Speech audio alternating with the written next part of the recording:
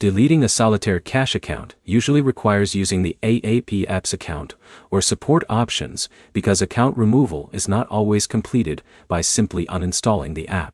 By the end, you'll know the steps to request Solitaire cache account deletion and what to check before removing your account.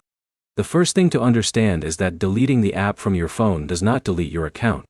Removing the app only removes the software from your device, while your account information may still exist. To start the deletion process, open Solitaire Cache and check your account settings. Look for account options, privacy settings, or help sections that provide account management tools.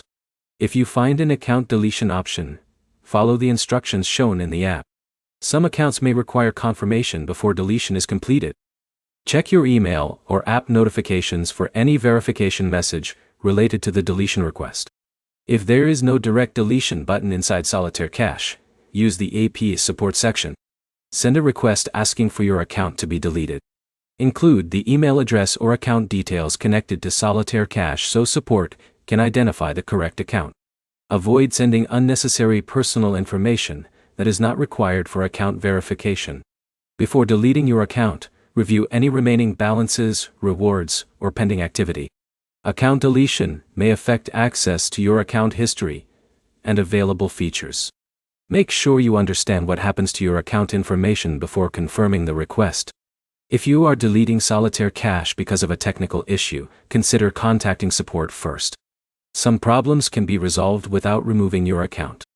If you decide to continue with deletion, keep any confirmation emails or messages after submitting the request. These records show that you completed the account removal process. The main steps are checking account settings, using the official deletion option if available, and contacting Solitaire Cache support if you cannot find a way to remove the account. Remember that uninstalling Solitaire Cache is not the same as deleting your account. Review your settings today, and complete the official account removal steps if you no longer want to use the app. Subscribe for more app guides, account fixes and step-by-step tutorials, and like the video if this helped you understand how to delete your Solitaire Cache account.